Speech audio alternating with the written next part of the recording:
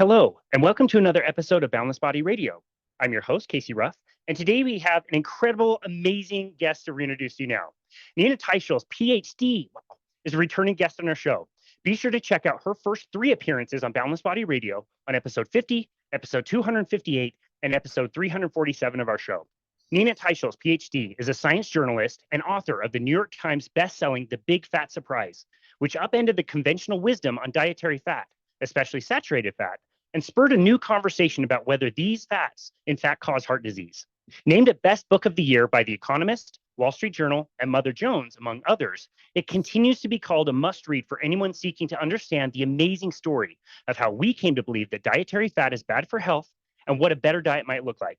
Nina is also the founder of the Nutrition Coalition, a nonprofit working to ensure that nutrition policy reflects a transparent process and is evidence-based. Teicholz is a graduate of Stanford and Oxford universities and previously served as associate director of the Center for Globalization and Sustainable Development at Columbia University. She is publishing amazing Substack articles titled Unsettled Science, along with former podcast guest Gary Taubes, and I highly recommend subscribing to their amazing work. On a personal note, Nina's work has so much influenced my work. I love the book. I get a little emotional every time I bring you on, Nina. It's such a pleasure to be here. Well, thank you for having me back on your show. It's such a pleasure to talk to you. It really is like something that completely changed my life, completely changed my career. It's something that we talk about every single day with all of our clients. It's really amazing. And one thing that has changed since last time you were on is you are PhD. I got to add that to your name. Tell us about that. Well, it's a little crazy. I think I got the idea because I think I had just seen one too many trolls say, "You're just a journalist." And then over the years, so many people have said to me, "Well, your book is really like a PhD." I mean, it has 150 pages of footnotes. It was definitely new and groundbreaking research in a number of ways. But it was a little bit like threading the eye of a needle to find a place where I could study, because it's called a PhD by published work. So that means I used my book, and I used almost a dozen peer-reviewed published journal articles as the basis of the PhD. But those kinds of PhDs are only offered in the United Kingdom. So then I had to find a university in the UK. Most of them don't offer it, or only offer it to their graduates, or try to find a nutrition department that wants to embrace the kind of work that I do, since it's contrary to all mainstream nutrition science. So I was very lucky to find at the University of Reading a wonderful professor, Ian Givens, who was my thesis advisor, and he agreed to do it, and it took about a year. And I had to write like a whole new 40,000 words around all these papers to kind of explain and make new arguments and substantiate some of them better than I had before. So it was kind of a slog. I have to say, like, all the work that I had put into making a material seem accessible and readable and interesting and exciting, I had to then like reverse process that into really dull academic language, which was painful to do. But I'm happy I did it now. I think I feel good about it. Good for you. That's so awesome. And I don't know if you're that kind of doctor, and maybe this is awkward to do over the TV, but I've got like a rash. Can you like take a look and like? That was the first thing I said when I told my family. My brother wrote back. He's like, "Oh, great." He's like, "I just had this little pain in my back. I'm wondering if you can help me."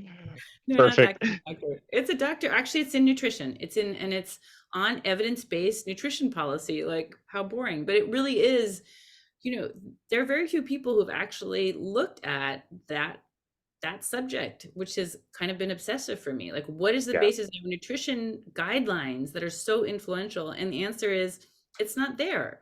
So, why is it not there? And could we ever have evidence to really recommend nutrition guidelines to entire populations? So Well, yeah, you've been beating this drum for, nearly 20 years when you started your investigation. The Big Fat Surprise is now 10 years old.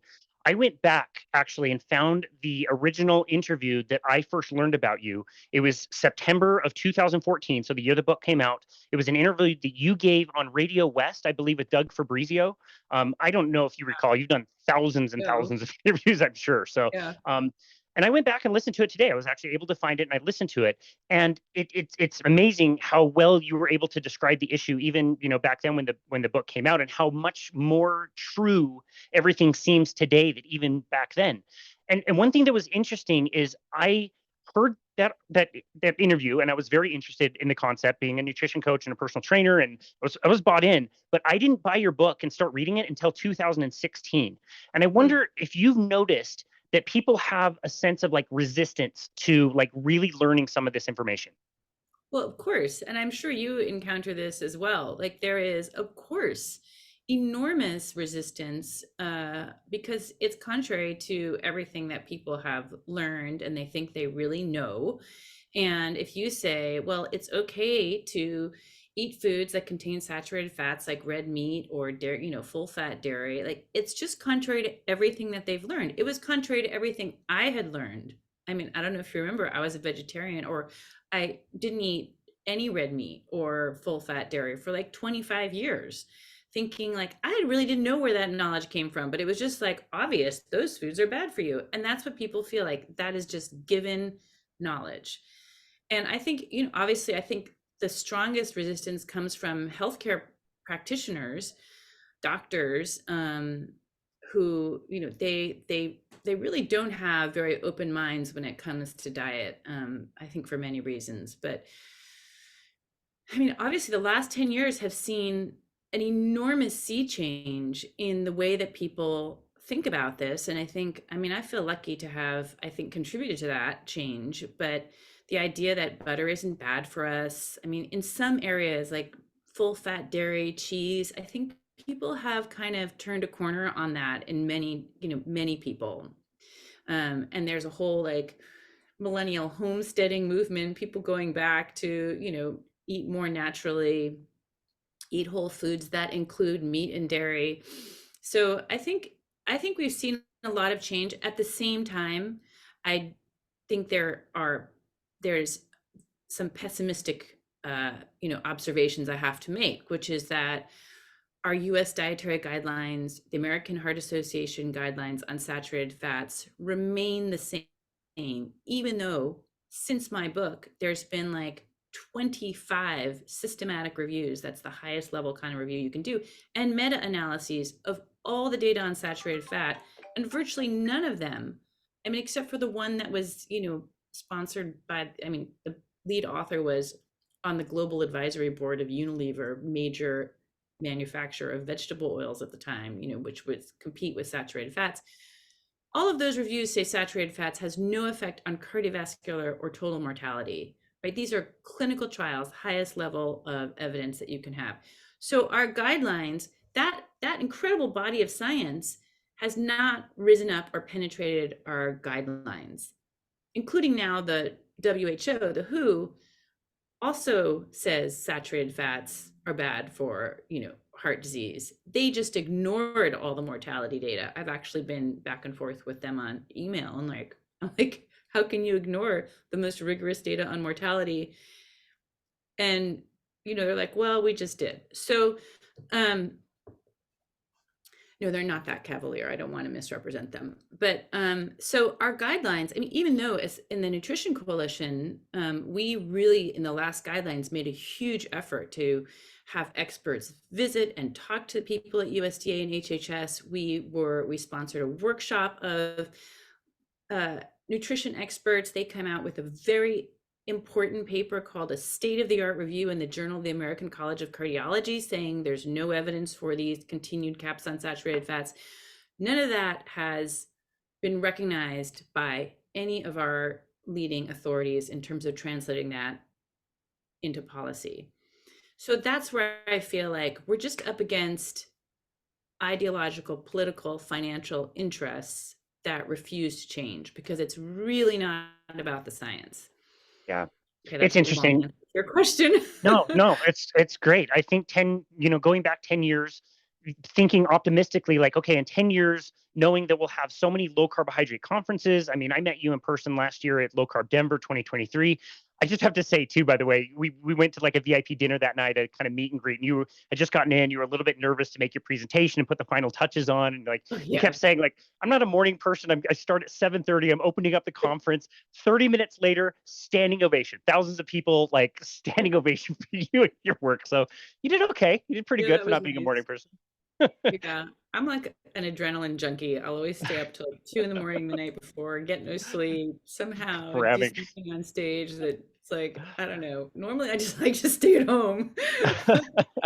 I definitely understand that part, but it is cool. You go to these conferences and you've got all these people fired up. They found low carbohydrate. They're doing research or learning about research. Everybody has their own story. And then you leave the conference center and you realize that like nobody in the mainstream is getting this message. It's still such a fringe topic. And it's like you said, like dietary guidelines have so much influence. Bethany was just telling me this morning, she had a client that was like, where did we get this idea that fat was bad for us? And she told her about your book. And like that's still very basic message that you put out 10 years ago still has to be, told to people because they don't get it. Well, I think yes, I mean that is true, and I think our the opposition to it comes from. Let me put that differently. The difficulty in getting this message out is due to a number of obstacles. Right, number one, there is just this kind of groupthink at the high expert level where they really their entire careers are based on giving certain kinds of advice and they really cannot change, or they're very reluctant to change. I think, we did see the USDA, the US dietary guidelines, and the American Heart Association drop the words the low fat diet, so that was like a big deal, but they didn't tell anybody. There's no, I mean, that's a huge shift in policy. The low fat diet was probably the most important pillar of our dietary advice for decades. They dropped that in like 2015. That happened. No press release, nobody says anything. There's maybe one article on it in the Washington Post. So people just don't know.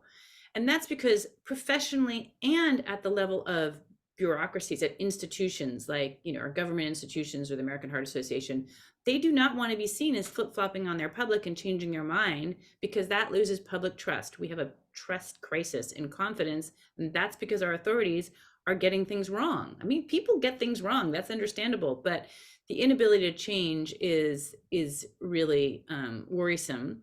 And then I think another reason we have to recognize is that our mainstream media, pretty much all the media, really is influenced heavily by advertisers or is captured by corporate interests. And we do not see, the New York Times, Washington Post, CNN, even, Fox, I would put in there for a lot of its coverage. They are just beholden to big food, big pharma, and they just do not deliver on the real science that is out there. And so we're subject to, I think, enormous amount of just really bad media or possibly propaganda about health. I mean, every week. I mean, we now, in our column that you mentioned that Gary Taubes and I are doing, we're on Unsettled Science. We're do a roundup of nutrition news on every Friday. And like, take your pick of all the terrible articles that come out every single week. Oh, you need to cut back on eggs, or like just old, outdated, non-scientific, non-evidence-based articles. Oh, this week there's one, pasta is good for your health. I mean, I saw that. funded by the pasta, so some pasta maker. I mean, it's just so bad, the nutrition reporting that is out there. So I think people are constantly getting really what I would call misinformation, hashtag, on nutrition. Yep. Yeah. Well, I have to say, Netflix and their documentaries are amazing. I love Netflix documentaries as they Me pertain too. to sports. The Drive to Survive about Formula One is incredible. The one they just did about the World Cup in 2022 is amazing, called Captains of the World. There's a new rugby one I want to watch. And I love watching them. And every few months, I have to stop watching them because somebody messages me and said, hey, have you watched this latest Netflix documentary that's about the blue zones, or it's about Cowspiracy, or it's about the latest one that just came out, the twin study? And I have to watch these. And I hate them. I know exactly what they're going to be. They take away from the things I really want to watch. And again, this latest one is called the twin study, a very intriguing type of an idea of a study that was done in Stanford. And they made this into this pretty documentary that's beautiful and well made and has experts from all over the world and food companies. And it's just, this is what people watch. And it's so enticing that people know after watching this, they know exactly what they need to do and they're misled. And it really, really sucks. Can you tell us a little bit about the Stanford study that this is based on? And first of all, did you even watch the documentary? Did you have to waste your time with any of it? No, I have to Good for you. confess I did not. But like you, I like to watch the ones on sports. I started the one on Beckham. My son's into soccer, so he's like, "Watch this, mom." So Oh, I'd that's rather so good. watch that. But so the I wrote a piece about the study. It's called the Vegan Twin Study that was done at Stanford, and I wrote about that when the study came out. So that was in I did that in mid-December, and that was so the study comes out early December, and the Netflix documentary on the study is all ready to launch like just weeks later. So what just occurred to me when I just heard about that, I was like, wow, was this study designed to like actually like be a media product? Was it a real study? Because it's a short study. It's only 2 months long. The lead investigator, Christopher Gardner, he's done longer diet studies and he knows that you don't get meaningful results in such a short term. Like he knows that. He is hugely influential in the world of nutrition. He currently serves as one of the members of the uh, Dietary Guideline Advisory Committee that's advising the US government on what our next guidelines are going to look like. He himself is a vegan and has been. He was for decades before he started doing these kinds of studies. So he came with a bias into this world, and I knew all that about him. And then I was very just suspicious that they had this Netflix documentary all lined up. I mean, if it was a genuine study and they didn't know what way it would come out, maybe they wouldn't want to actually like sell it already to Netflix, but they had. So it couldn't have been a real study in the sense that like they knew what the outcome was going to be. And I explained in this piece that I wrote that they had kind of cherry picked the outcomes that they were going to look at in terms of cardiovascular health. So they only select LDL cholesterol, which inevitably goes down on a plant-based diet because your plant sterols replace cholesterol on the cell walls, and that causes your cholesterol to go down. And that just always happens on a plant-based diet. But cardiovascular risk as a whole has to be seen in terms of other things like HDL cholesterol, your triglycerides, and maybe some inflammation markers. Like none of that was covered in the paper, even though they only focus on LDL cholesterol. That's one of the tricks of people who want to make the plant-based diet look best. Anyway, there's a lot here that I could talk about, but let me just give you some highlights. So Christopher Gardner's entire center at Stanford is underwritten by Beyond Meat, a fake meat company. It was a 5-year grant, and the whole center is underwritten by this company.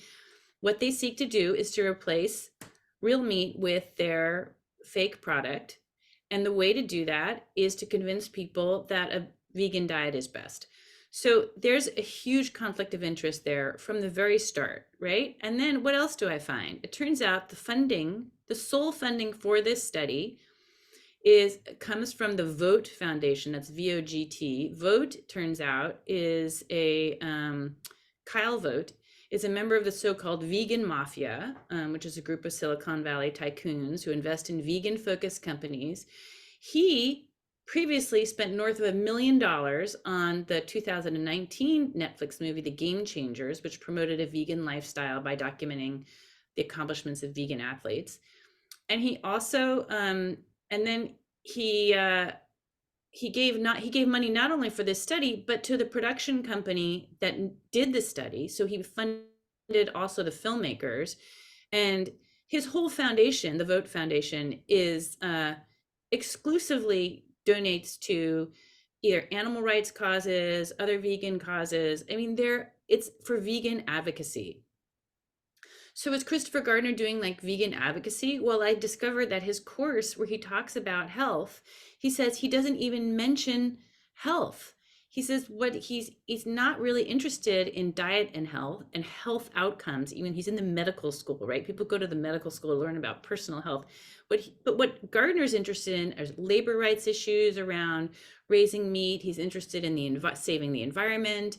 He's interested in animal rights issues. Those are the issues that motivate him, which would be fine if he were in the school of sociology, but he's in the school of medicine, and his job is to try to figure out how to help people understand how they can be healthier.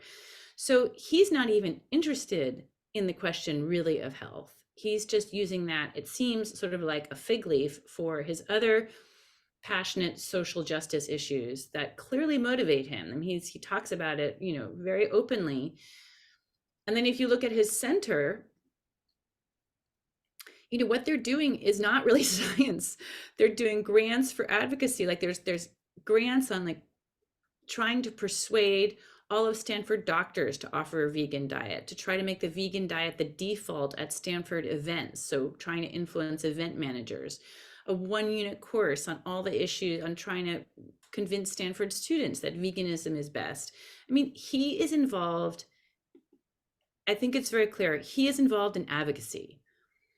And his advocacy includes what's the best kind of advocacy nowadays is films. You learn a lot more by watching a documentary. It just goes straight into your heart, all those stories and seeing all those pictures, rather than like reading some dry fact sheet.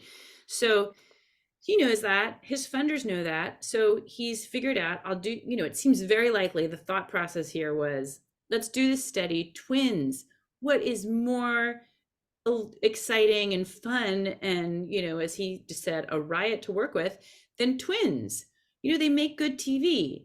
There's a reason that 2 of Shakespeare's plays are based on twins. Like they're a good topic. So they do a great twin study, short as possible to get anything out of it, and make a movie about it and convince people like this is, the vegan diet is best for health. And that way we'll move people towards, Christopher Gardner and his funders' vision of everybody moving on towards a plant-based diet. So, you only have to dig a little bit to find this. And I think one of the really striking things for me, and this is also in my piece, but the moment that it's found that people on expert panels are, say, paid off by, this happened actually on an expert panel for the government on alcohol. It turned out that 2 of the members had ties to the alcohol or the liquor industry. They were yanked off immediately. And you see all these nutrition experts saying, oh, it's so outrageous, such a conflict of interest. How can anybody tolerate that? But when it comes to Christopher Gardner's obvious conflict of interest, which is that he is a vegan advocate for ideological reasons, nowhere. I even had a Wall Street Journal reporter call me and say, oh, well, let's talk about this. Nothing published. There's no interest when the conflict of interest is on the is on the, what do I want to say, like the anti-meat side, right? Because people are so anti-meat, so they're just fine with those conflicts, I guess, because there's just no attention paid to them, which is really a double standard. It is. And the way you open up that article, I thought was so provocative. It's like, just imagine if there was a documentary made by a carnivore who's been carnivore for 40 years. He's taken money from the beef industry and Cargill. he gets. Yeah. Like his whole center is underwritten by Cargill. Let's just imagine. And he makes a documentary that's pro meat. What do you think would happen in that scenario? The world would go ballistic. Yeah. And actually, as I put in that article, like there was an example of a paper that came out that was basically exonerated red meat. It was the most rigorous review of red meat that had ever been done. It came out in the Annals of Internal Medicine. The scientist involved in that, even they sort of invented a conflict of interest that he really didn't even have. They said, oh, you didn't disclose this grant from, actually it was like a trade association with 38 members, 2 of which were beef producers. They're like, oh, you were influenced by the beef industry. It was for a different paper, that grant. Like, they just invented this conflict of interest and raked him over the coals, huge articles trying to discredit him. And yeah, because they had done this super rigorous level review of red meat and said, red meat, we cannot find the evidence we can't find any amount or of high quality evidence to convict red meat of causing any kind of disease. And they looked at cancer, heart disease, metabolic diseases, like any metabolic markers that imply obesity, diabetes. So yeah, there's really, I've never seen that happen to a plant-based diet nutritionist, even though many of them have just so many conflicts of interest. Harvard's Walter Willett, I wrote also a piece on him because he's in a similar situation. Nobody ever talks about his conflicts of interest. Yeah. Anyway, that's just the state of play in nutrition today, which is that there's a heavy, like a super strong bias towards a plant-based diet. And I mean, as you know, as everybody knows listening to this, and I think it's because the media is so bought into this, we just don't see any good reporting on it. Yeah. Yeah, that's right. If we talk about the study itself, you have to first find an article that links to the study. I spent an entire afternoon reading through the entire study. Even then, Yeah. you have to click on the supplements. There's like 2 supplemental articles that are each like 30, 40 pages long. And then you start to get to the data and the graphs and see everything and make sense of it all. When I was looking at the study, the study itself to me is like nothing. It's like you said, like, yes, your LDL cholesterol is going to go down on a plant-based diet. This is an 8-week study. The last 4 weeks, they're responsible for feeding themselves. So you don't actually know what they were eating. Even when they were being provided food for the first 4 weeks, you don't know whether they're eating it or not. There were different compliance numbers. And then there's all this stuff that they measure that is getting worse, but they don't focus on it. Like, the study to me said nothing. But yet, like, you watch this documentary and these quote unquote nutrition experts are like, this is the definitive twin study that shows us everything we need to know about nutrition. It's like there's no real data here. It doesn't really say hardly anything. Yeah. Yeah, you're absolutely right. I mean, the HDL cholesterol got worse in the vegan twins, even though that was borderline statistically significant. So that was one. The other, I think, very significant result was that their B12, which is a crucial vitamin for neurological health, and I mean, that plummeted by like 63%, I think, on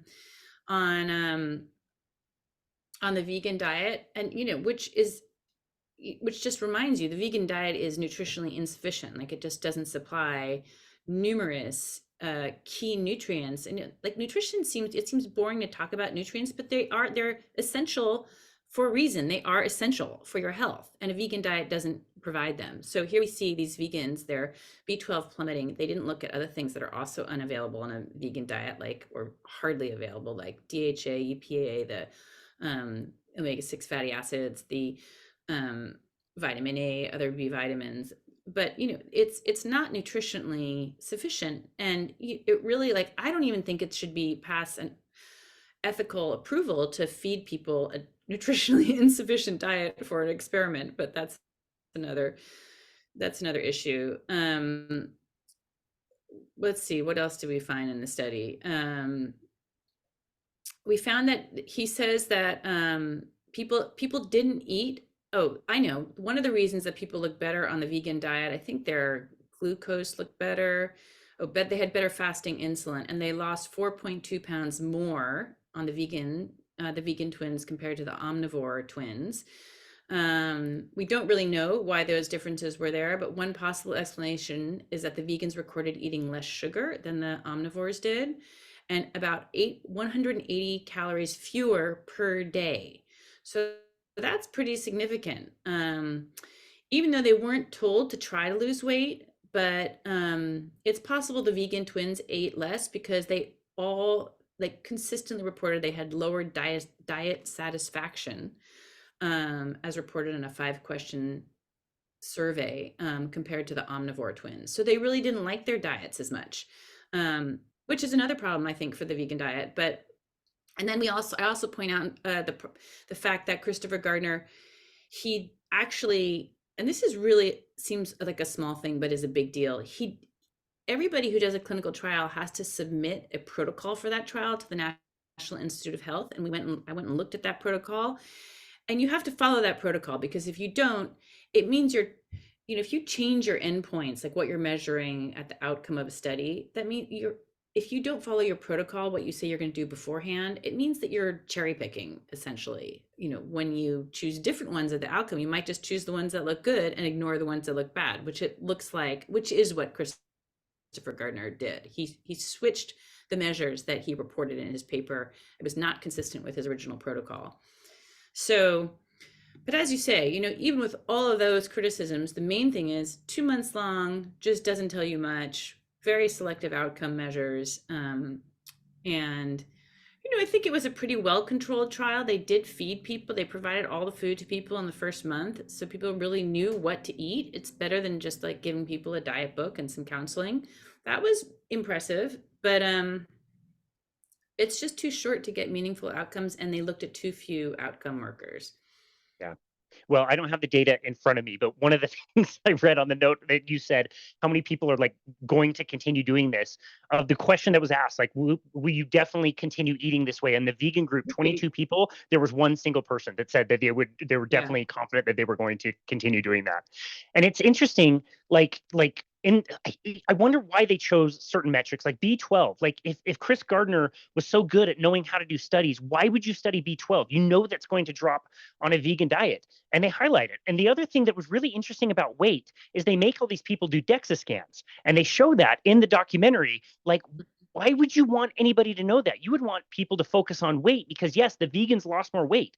They show very clearly in the documentary that they lost muscle. They lost more muscle than the lost omnivores. more muscle. That's right, Yes. they did. Well, I mean, got to credit them. They showed some negative results. I mean, it's like that's, I think, impressive that they did show the negative aspects of the vegan. I think you do lose more muscle on that because you're not eating enough protein. I mean, you cannot get it's very, very hard to get complete proteins on a vegan diet. Yep. So muscle loss, muscle loss will inevitably result from that. Yep. Yeah, I don't know why he did that. Interesting. I didn't know they did those scans. That's what was included. It wasn't included in the original study, and that's where things get a little bit convoluted. It's almost like the microbiome. In the study itself, they collected stool, but they didn't measure anything.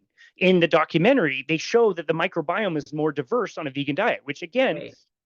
of course it would be, but we don't know anything about the microbiome. Like, is more diverse better? We have no idea. But that's what shows up on the documentary side of things that they didn't have any data on as far as the study itself went. Right. And those were not on the original protocol. I can tell you that much. I can tell you. So I don't know. I mean, the question that's at the top of my piece on this is like, is this science or a PR stunt? And I think all of my reporting concludes really the latter. I mean, given the conflicts of interest, given the ideologies that are driving this to begin with, given the poor state of the science from somebody who knows how to do better science, I think and given that he runs an advocacy center, a clear advocacy center, I think you can only conclude this was like a PR stunt. Yep.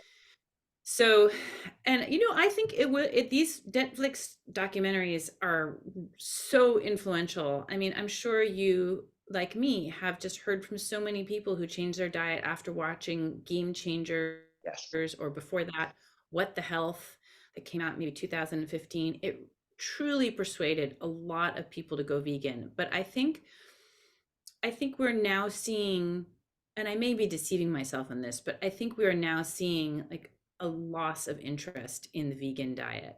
And because all of those fake food companies, Beyond Meat, Impossible Burger, Oatly, I mean, that whole sector has tanked, really tanked. And they have never made money. They don't do well. People never took to their products. People reporting, we just had Veganuary, for January, and numbers were much less enthusiasm, much smaller.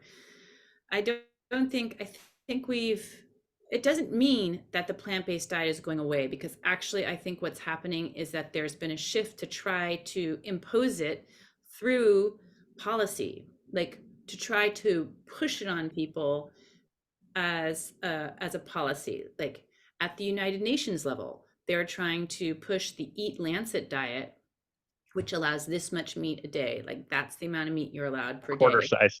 Um, to try to impose that, in national guidelines across the world, to try to put it into European food policy. There are really heavy-handed policies to try to eliminate farms and eliminate livestock and buy out farmers. And that's part of why you see all these farmer protests going on in Europe right now. There's really a war on farmers and ranchers, to try to eliminate our natural food supply.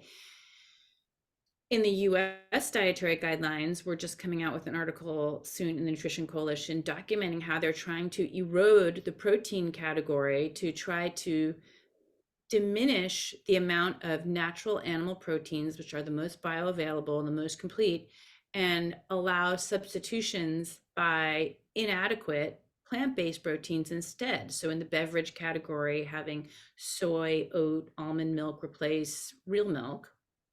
And I mean, those others aren't even milks, they're like technically juices. And just to have beans, peas, lentils replace meat. So those are all moves. So what I'm saying is I think that the plant-based movement is less consumer focused now, maybe because it hasn't worked, or maybe they've just decided we'll just go top down and that'll be more effective. Yeah. Yeah. Well, there's definitely, they just keep doubling down. The Tufts food compass we talked about last time, it just gets dumber and dumber every time. Like I'm just hoping that it gets so dumb at some point that, like, at some point, common sense, like, please, like, a fried egg is not worse for you than a name brand sugar cereal. Like, give me a break.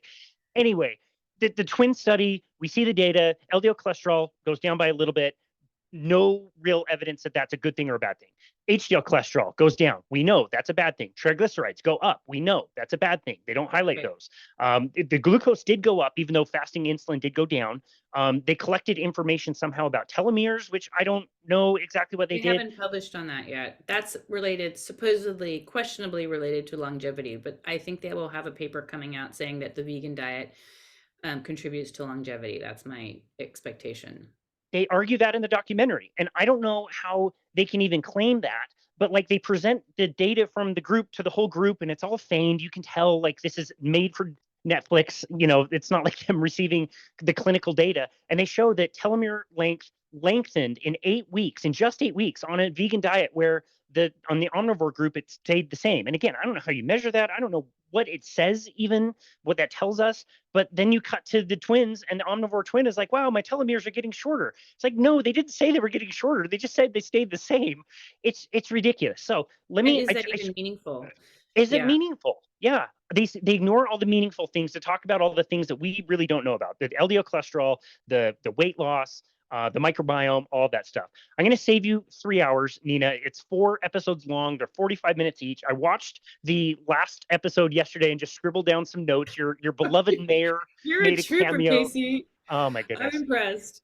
We're not going to go over all of these, but I just want to, like, bring up a few things that I noticed. Again, this is not the study. Now we're talking about the documentary. This is what people see. They don't go digging for the study. Right. This is what is Right. pretty and is Right. on TV. Nobody's reading the study supplement like you and I did. Exactly. Exactly. One of the big things that comes out in this is the animal welfare thing. And I think you and I and pretty much everybody who is involved in eating food really cares about how our food is prepared, about the industrialization of the food system. As a carnivore myself, I care a lot about where my food comes from. I try to do the best I can. It's not always perfect, and I understand Yeah. the systems are bad. This has nothing to do with the study, but here we see that ideological BS come in, of them showing, CAFOs and, the pig farms and chicken farms. All of that is very apparent in this documentary that doesn't have anything to do with the study. Yeah. Well, I think that this goes back to, I'm not an expert in animal welfare issues, but uh, I just wanted it makes. I think that all these other issues, like the way they treat cows, the way that They treat the migrant laborers. All these other issues are designed as ways to nudge people towards, away from meat. And I just want to read to you what I found on Christopher Gardner's Stanford website, that what his group is researching into stealth nutrition, which he defines as using non-health related arguments such as animal rights to nudge people towards veganism. So they are trying to figure out how to inspire behavioral change to improve attitudes towards around adopting more plant-based diets in different populations over time.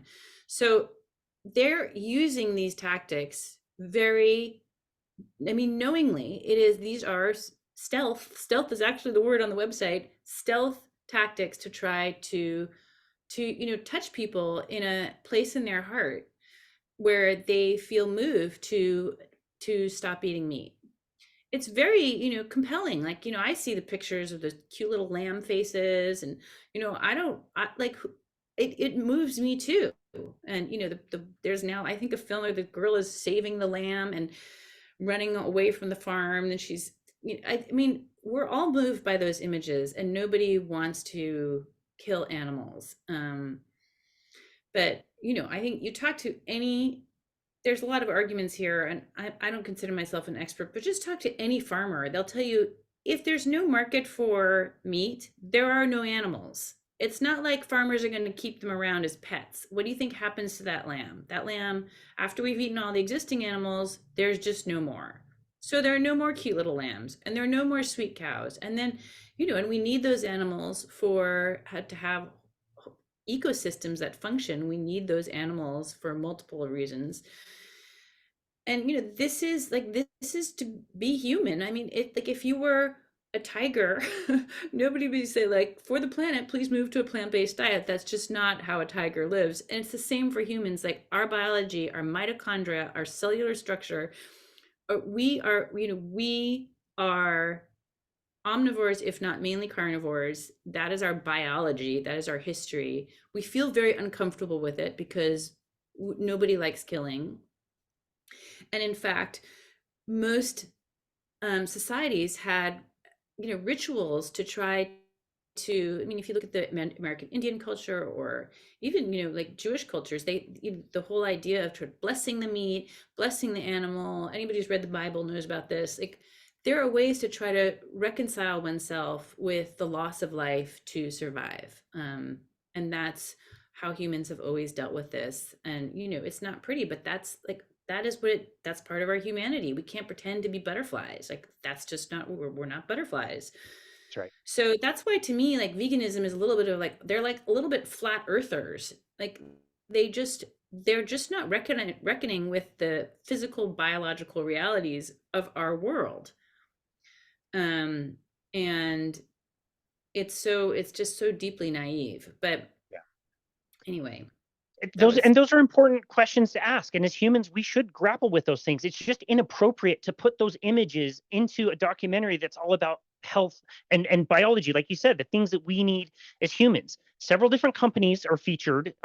They got somebody in Gardner's, I think one of their students like branched off and started their company, which is like plant-based ham. They kept showing how they're making like plant-based ham and trying to make it taste good. Pat Brown is featured. You mentioned Beyond Meats. He's in charge of Impossible Burgers. Another company that does plant-based cheese. It's just this like nice commercial for all of these different companies. Yeah. And baked into the whole. What's that? Sorry to interrupt. No, you're good. No, oh. It's like, and it's funded by a guy who invests in plant-based companies. So, maybe those are advertisements for companies he's invested in. Who knows? Absolutely. And the same message about planetary health comes in, and it's so just baked in and assumed. And one guy's like, I think if you were to ask most humans, they would really not want to destroy the earth. So it's like, great. I'm like sitting here watching this, and like this guy's like, well, you wouldn't want to destroy the earth now, would you? Like, come on. Great. It's so inconsistent. There's so many things I could talk about. Michael Greger, of course, makes an appearance. All of these health experts that are experts in plant-based diets, they have the look about them that we all know that's just not really all that healthy. We talked about the muscle loss. there's even like sneaky things. Like they're talking about like TMAO and levels and how TMAO levels and vegans dropped and it stayed the same for omnivores. It cuts to the twins, and one of the twins is like, wow, I didn't know my blood pressure was related to diet. Like I thought I could only control that by stress. And it's like nobody said anything about blood pressure. We're not talking about blood pressure. Why would you put that quote literally sandwiched in the middle of talking about TMAO? That's a different thing. Yeah. Well, I mean, that's, I think, another thing about doing a study as a documentary where it doesn't go through peer review. You can say whatever you want. You don't have to subscribe to any standards of science. You're just throwing it out there, and it's a documentary. Nobody is reviewing the science in a documentary. Yeah. People who watch documentaries don't we don't really realize, how much they are orchestrated to portray a certain narrative. A TMAO, by the way, is a phony, has been tried. It's been like they have tried to pin that on red meat as raising your TMAO, but TMAO is a metabolite. I wrote about this too. The guy at I think it's the Cleveland Clinic who came up with the whole idea of TMAO. He was that whole effort was funded by a Procter and Gamble grant, and they all owned the patents to the technology to measure TMAO. Like it was really a corrupt. The whole thing was seemed to be corrupted by this pharmaceutical interest. But TMAO, the metabolite, has been found to be much, much higher. It's measured in humans much higher but after eating fish and certain vegetables. So the idea that it's like uniquely the product of red meat, or that it's even bad for you, I think is highly debatable. The whole thing is ridiculous. And the good news is we don't need to talk about that documentary anymore. People are going to watch it. It's got the music and it's beautiful, and all the fancy graphs and everything looks great. We can leave that. The bad news is we do have to talk about another documentary that came out last year, all about the blue zones. This is a Oh, topic that is very near and dear to both you and me. I've done several episodes talking about the blue zones, and in particular, the documentary that came out about that by Dan Buettner. I know this has been a passion project of yours as well, and you've been deep diving into the blue zones. We would love to hear an update of some of the things you've learned about the blue zones themselves. yeah. Well, I am just at the start actually of my serious research on the blue zones. So you probably know about this more than I do, but I will just, as a starting point, say, I spent a lot of time analyzing the Mediterranean diet for a chapter in my book, and it's very, very clear that that is not a low meat diet by any stretch of the imagination. So, not in Greece, not in Italy. And the more meat that people have eaten in Spain, Italy, and Greece, the healthier they have become over time. So, I mean, the better cardiovascular risk outcomes that has been reported in those populations. So that's just my starting point. And I knew how much the data in Crete, the island of Crete, had been distorted. So when I started looking into the blue zones, you realize, like, well, in Icaria, actually, there's people who've gone to visit that. Like all Greek cuisine, it's very high in goat and lamb. Those are the main traditional meats in Greek cuisine. Well, the blue zones folks, when they came to ask about what people were eating, they asked them about beef and pork, because those are the Western meats. They didn't ask them about lamb or veal. So there was like no collection of the data of the most common meats eaten on the island of Icaria. So I mean, just that. I think we all know that in Okinawa meant the island of pork, and there was a huge amount of pork consumption, and that the diet that was sampled there was, occurred during the occupation of the American forces, was very an unusual period of time on the island, and it was not representative of their traditional diet. I think one of the most interesting things I found was when I went back and looked at the original publications that had come out before Dan Buettner's book was published. So it was published like in 2005.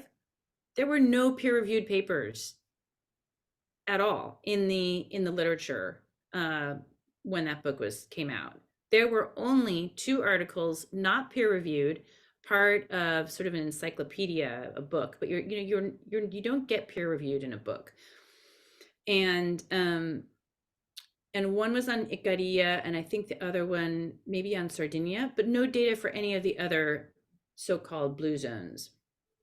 So they really, and they've been scrambling to try to publish papers since then, but basically they came up with this concept, and it became a huge commercial concept that has made them all very wealthy, these original investigators, but especially Dan Buettner. And again, it was like PR, books, articles, all kinds of publicity, but no real science behind it. So, and then there's a really interesting article on the longevity data, which it's by this guy who's a demographer. He works in the Department of Demography at the University of Oxford, and he has on preprint, his name is Saul Newman, and I spoke to him at length. He's has a preprint paper that goes into all the problems of the validity of the longevity data.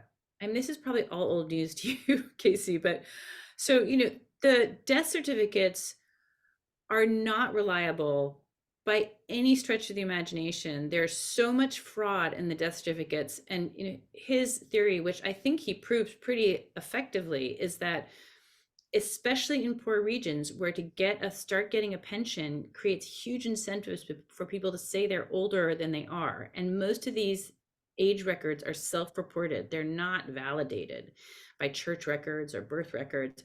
So there's a huge incentive to say you're older than you are. He realized this when he realized in Italy that people were turning 114, 115. And he's like, because they had started saying that they were old enough to get a pension, back when they were in their late 30s or whatever. So when authorities go through and try to clean up their records on life, on their death certificates or their records, they see huge amounts of fraud, which he also documents. And in fact, in the U.S., where the blue zone is the Loma Linda, California, which is where the Seventh-day Adventist Church is, and they apparently all have a vegetarian diet. They're a very wealthy population. But when the Center for Disease Control did their survey, an objective survey by the government of their lifespan, their average life expectancy was middle of the range, not exceptional, not what the Seventh-day Adventists themselves were reporting.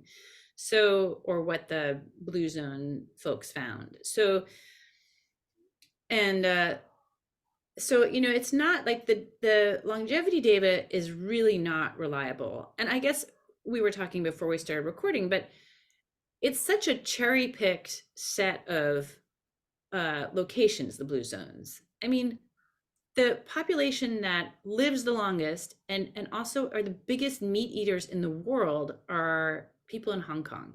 And that's still true today. Most meat consumption in the world, longest life expectancy. The Mormons, who live just as long as the Seventh-day Adventists, big meat eaters.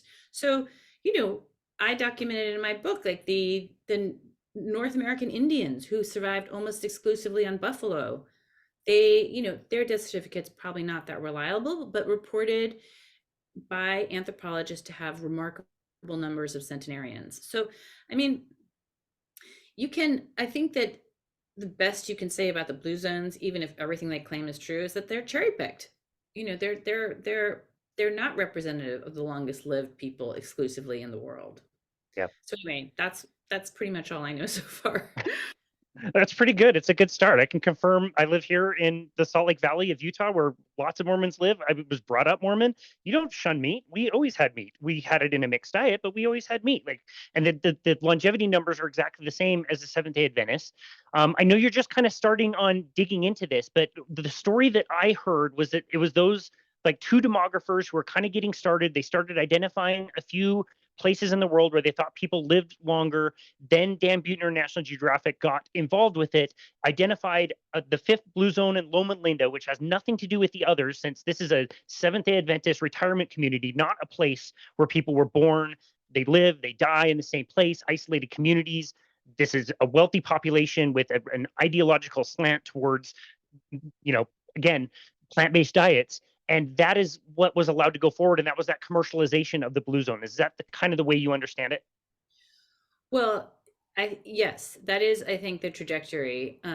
The original demographers did own part of the patent, so they were incentivized to find what they found, and they all made a lot of money because they sold the Blue Zones company to the Seventh Day Adventist Church a few years ago for, I think, I want to say 150 million. I might have that wrong. One thing the Seventh Day Adventist Church is really good at is scrubbing the internet of all information, so it's not that easy to come by. But so those folks all did incredibly well. They made a lot of money. Before, when Dan Buettner ran the Blue Zones, when I went on to look at the website, it was him and all his like 6 other Buettners who were running it. So it was clearly like a family industry. And I think it was probably always pretty closely tied to the Seventh-day Adventist Church, but I think the fact that the church now bought that brand is shows you, like, I mean, and they're ideological, they're religiously motivated. They have a belief that unless everybody eats a vegan diet, then there will be no second coming. So for them, it's a matter of urgency that they get everybody to adopt a Blue Zone diet. One of the things that Belinda Fetke, who's done a lot of the foundational work in this whole area, she's from Tasmania, she found that that at a recent mayor's conference, that something like 29 cities had signed on to the Blue Zones, made a Blue Zones pledge to have their cities become Blue Zones, and then you invest like millions of dollars to shift your whole community to become more plant-based. So one of my plans is to go check in on some of those communities and see how they're doing. Interesting. Yeah, I heard the number was like $6 million to get your city Blue Zone accredited. So Fort Worth, Texas might be on your list of places to go visit. Fort Worth, Texas is a Blue Zone. Is that right? Wow, that is not a place I would have expected. It's again, it's an accreditation. And so they come in, I think they talk about like public spaces and try to make sure that you have plans for like parks and walking spaces. And then it's education around plant-based. But I think that's all they do. It's like a consultation kind of fee that they come in and teach the city how to be more Blue Zone, whatever, and they get that accreditation. So it's they're making a lot of money from what I can tell. Yeah, I think that one of the deceptive things about the Blue Zones is that the finding was that it was, I mean, there's maybe 10 things that they say contribute to longevity, having a community, having a spiritual practice, having exercise, doing things that reduce stress in your life, having daily social interactions, all these things, getting good sleep, like all these things, nothing to do with diet. But then the diet one is quite accentuated when they go out and preach to communities. Like, it's not that easy to get it's not that easy to get a city to like put in a whole lot of new parks and walking spaces, right? But what you can do, and this has been part of the plant-based message around the world, like the one thing you can do to get healthier, help the environment, like the easy thing to do is just reduce meat or cut out meat altogether. Like, that's the easy thing you can do. It's like recycle a can, cut out meat. Those are the easy things you do, because you don't know what to do about oil and gas on the planet and airline, emissions. Like, what can each of us do? So it's pushing onto the consumer the one thing that we feel like we can reasonably feasibly do in our own lives. And I think people really respond to that messaging. Yeah. I'm sure you've seen it. Like, It's empowering. Feel like they're doing good. Yeah. Halo over your head. The halo. Yep. The same halo you have over the rack of ribs on the cover of your book. Right. No, It's a and that's lot what of, yeah, there's a lot of virtue signaling that goes on. yeah. And that's what you see in the documentary. Again, if you haven't watched the other one, I would recommend watching this No, one, but you no, I'm see not watching. good. I mean, You why aggravate myself? exactly, exactly. No, you see Dan Buettner riding his bike around as if he's discovering these places for the first time, and they go to Okinawa and they say like, you know, the purple sweet potato was a survival food for us. They come like a local resident comes right out to say this was a survival food because they took that food data from 1950. Of course, it was survival food 5 years after the war ended. Like Right. that's gonna get you through when you Actually, don't have money. yeah, that's a piece of data that Saul Newman completely debunks. He's like, actually, the consumption of sweet potatoes in Okinawa was low compared to other Japanese places in Japan. And one of the other things he points out is that uh, in their supposed attempt to rigorously document diet, they never consulted the Japanese nutrition database, which is apparently really good. The Japanese are really meticulous about keeping records, and they have this apparently very well documented database on food consumption in every county in Japan or whatever their prefecture. And the Blue Zones authors didn't consult it. It's Or they ridiculous. I consulted didn't. it and didn't report on it, but they don't report it. Like that's the best source of data that exists in Japan. It's crazy. I And don't. the I don't know if Okinawans you. are eating sweet potatoes. They're It's and eating it's pork. right. It's held up on this pedestal, and you talk to people who go there. They're like, "What are they talking about? We don't eat purple sweet potatoes."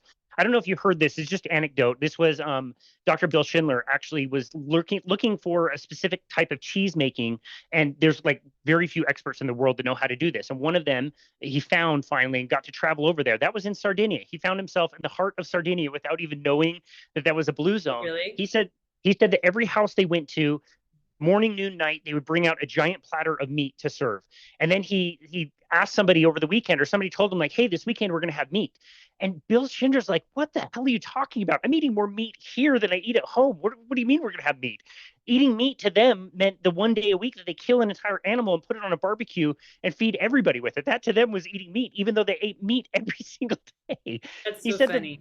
the residents of the area are like, we don't understand why people keep wanting to come and do documentaries about minestrone soup. Like, we don't really eat that very often. Like, it's just so That's interesting. funny.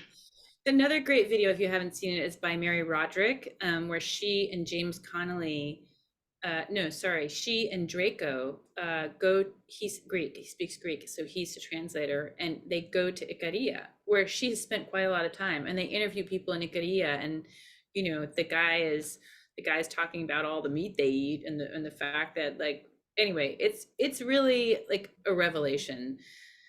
And you, again, like you don't have to dig very deeply to find the truth.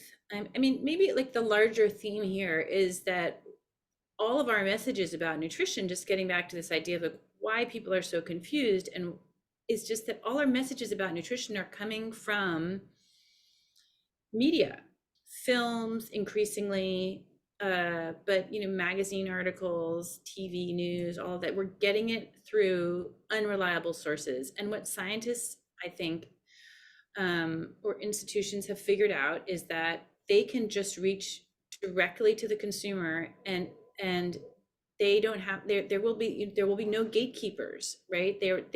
They're sort of manipulating the science to serve their ends, and they know that the public will not scrutinize this, and they also know that nutrition reporters will not scrutinize anything that they do. Yep.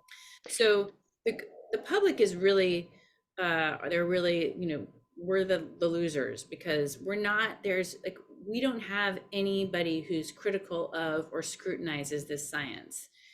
And it's even like I know so many nutrition scientists who know that this is terrible science, right? I know so many people in the field, but they're afraid to speak out. Why is that? Because they rely on NIH, National Institutes of Health grants to get funding.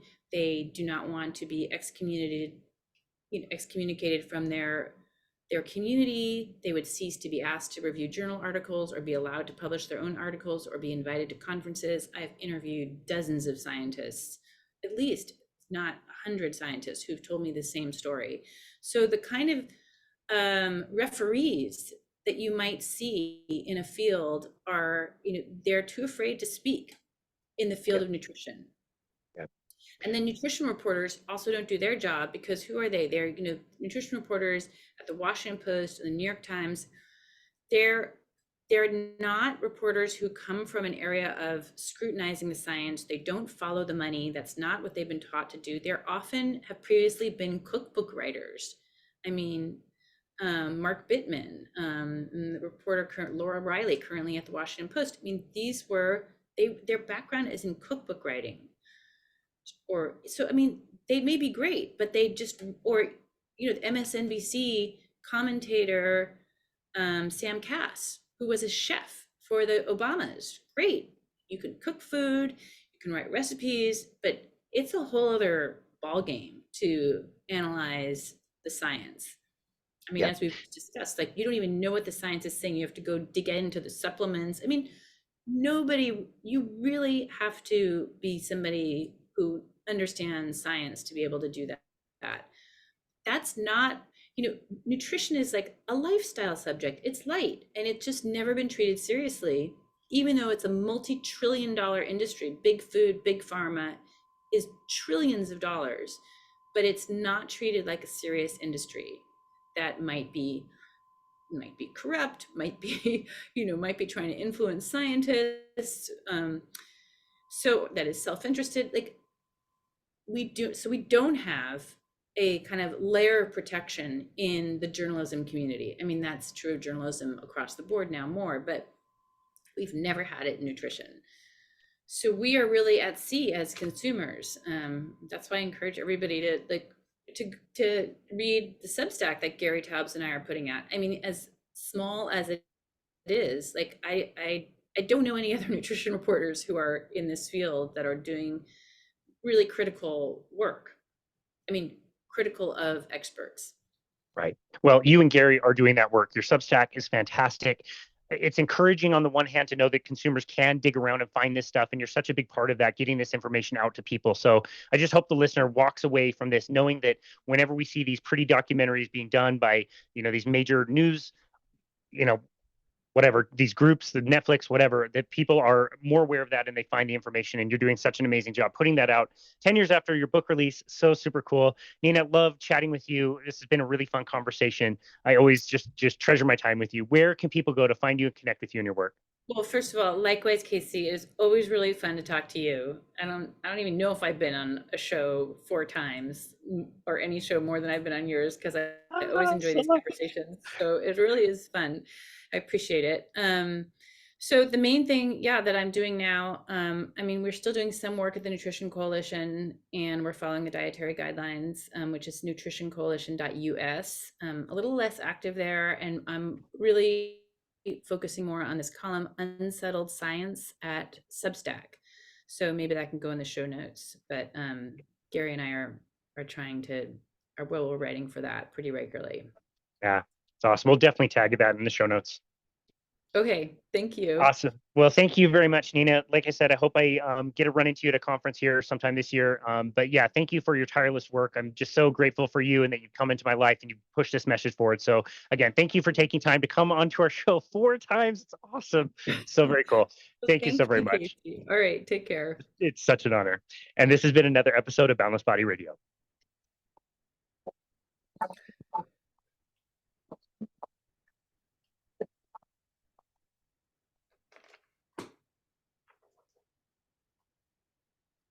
Oh, that was perfect.